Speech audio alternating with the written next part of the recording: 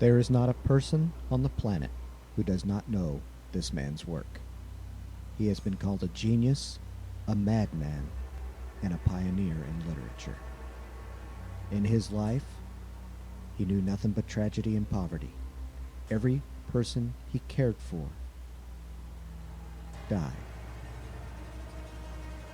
Sir Arthur Conan Doyle once said that he was the father of the modern mystery novel.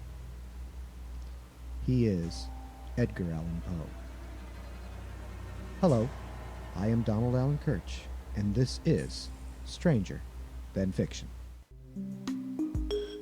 Forget the world you know. Enter a bizarre dimension where the strange and unusual guide your imagination towards the unimaginable. Life is stranger than fiction in these true stories, where the ordinary is replaced with the extraordinary. Explore strange legends, weird myths, and odd folklore.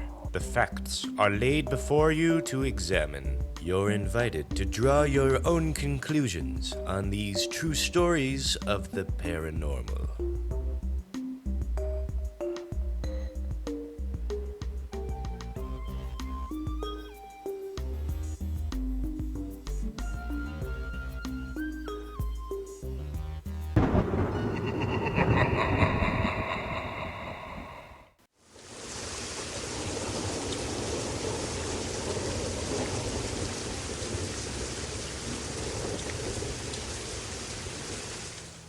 Joseph W. Walker chose to take a late-night walk after several dreary and rainy days on October 7th, 1849, to enjoy the cold Baltimore weather.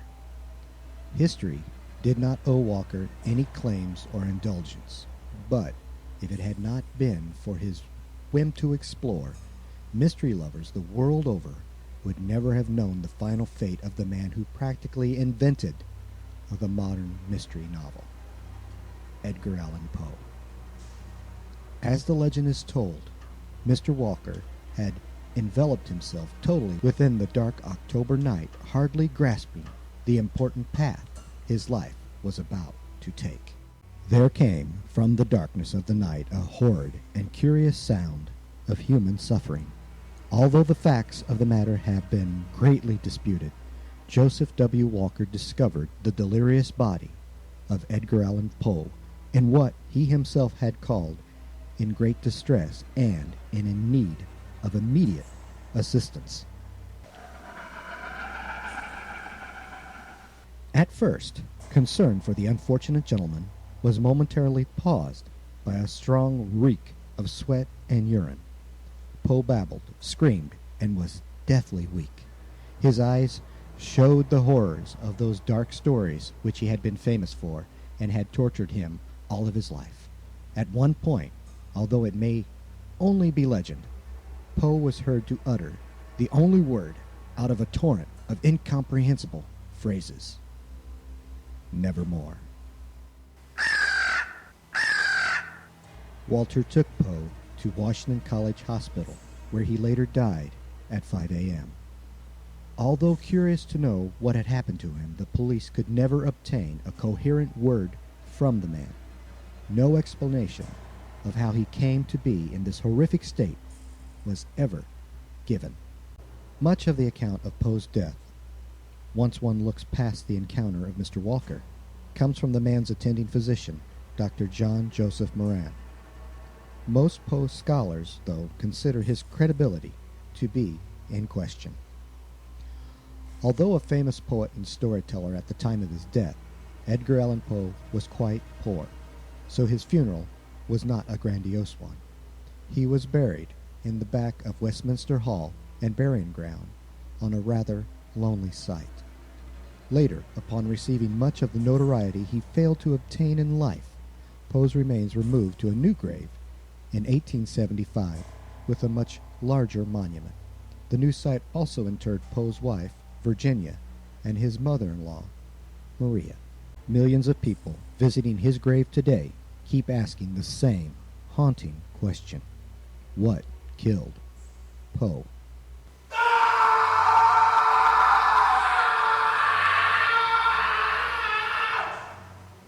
Theories are as wild as the plots in the man's stories.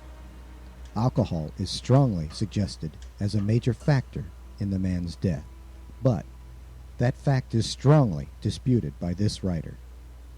Edgar Allan Poe, like Mozart before him, was the victim of character assassination. When most of us think about the author of such masterpieces as The Raven, The Fall of the House of Usher, and The Telltale Heart, we sadly picture a depraved, drunk, drug-addled madman. Friends and close acquaintances, almost from the second of Poe's death, stated until their own graves that this was a wrongful picture of the man. This wrongful picture is mostly owed to an individual named Rufus Wilmot Griswold.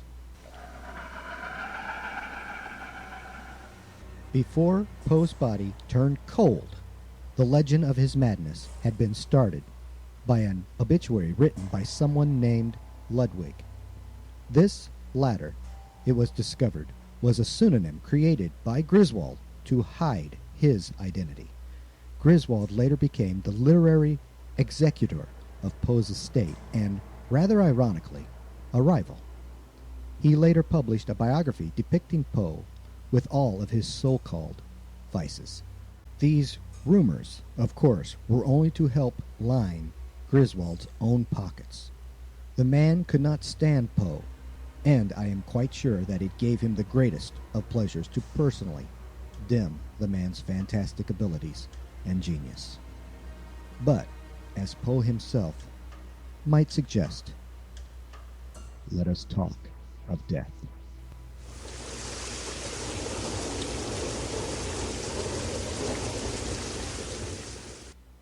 The creator of the modern mystery novel was last seen by loved ones on September 27, 1849.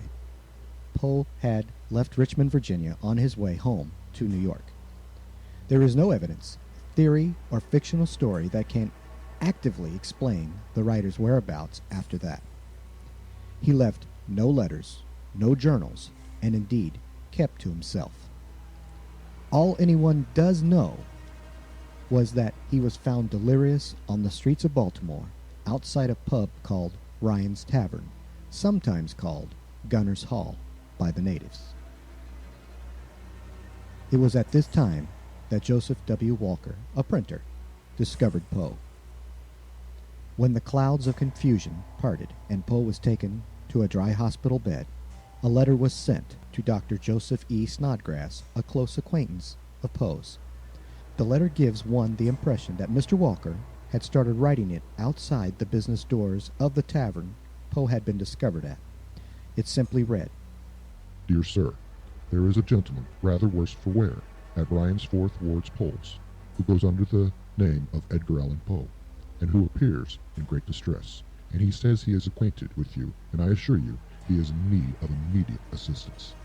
Yours in haste, Joseph A. Walker.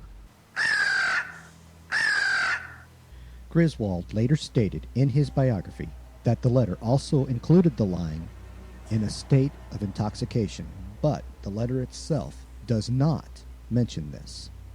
With lustrous and vacant eyes, Dr. Snodgrass tried his best to obtain from Poe an explanation of his whereabouts. He got nothing. The doctor explained Poe's appearance as repulsive. The man had unkempt hair, an unwashed face, and appeared both drained and haggard. A curious fact, in none of the original descriptions of Poe, no one stated anything about the smell of alcohol.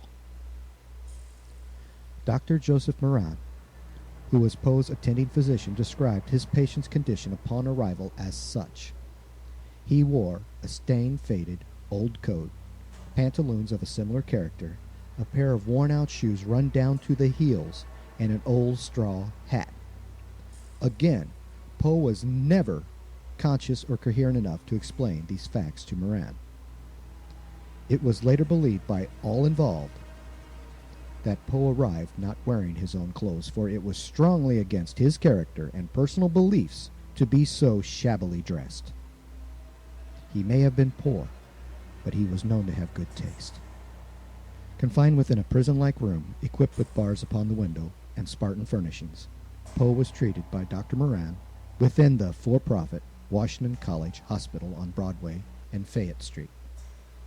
The room had been especially designed to treat drunk or insane individuals. Again, a sad fact used against him. Poe was heard several times yelling out the name Reynolds.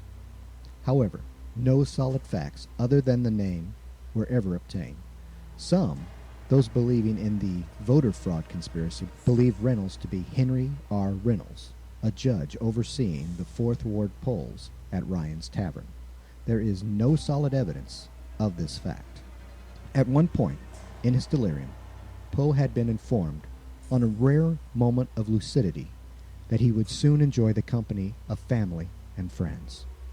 The writer was heard to utter, "The best thing his friends could do would be to blow his brains out with a pistol." This last cannot be confirmed. Edgar Allan Poe was not a supporter of suicide, ever. On that fact, all who knew him affirmed.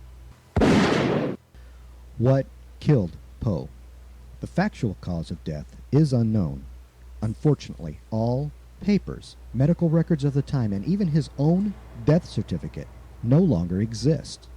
All have been lost to the passage of time. Some state his condition suggested hypoglycemia or a possible accidental overdose of laudanum, a common tranquilizer and painkiller of the time. Such a miscalculation had almost killed Poe back in 1848. Snodgrass, a supporter of temperance, used his own political beliefs and stated that Poe's death had been related to alcohol abuse. This also helped solidify the character assassination later after his death. Moran, mostly ignored, had stated for the record he had not the slightest odor of liquor upon his breath or person. Again and again, when Poe's name is brought up by others, the image of a hopeless drunk always comes to mind. And again, this author states that it is simply not so.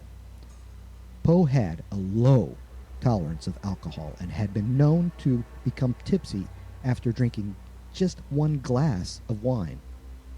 His close friends stated that he had been known to go months without touching a drink, and when he did, he never went past the moment of relaxed enjoyment of the beverage.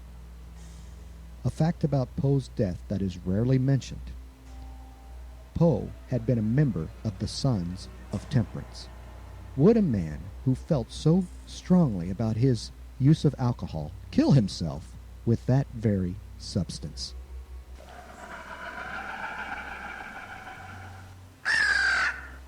Other theories about Poe's death have been proposed.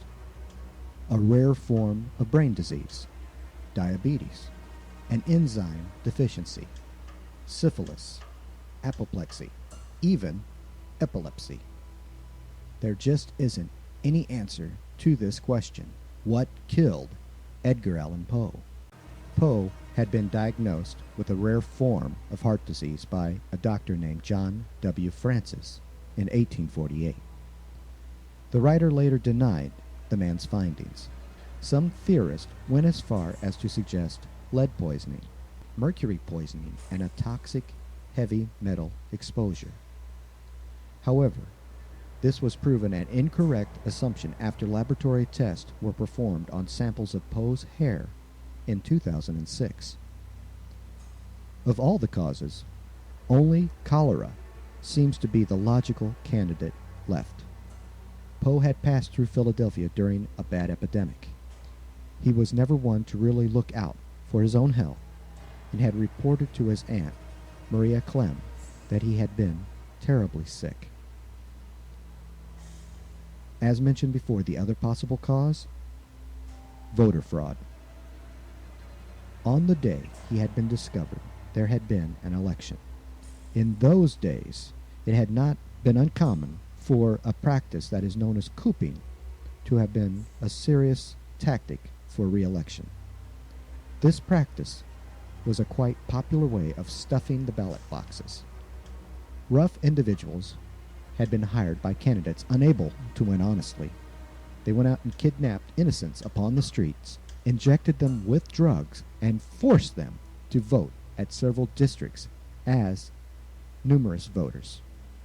However, Poe had been well known in Baltimore. Someone would have noticed him.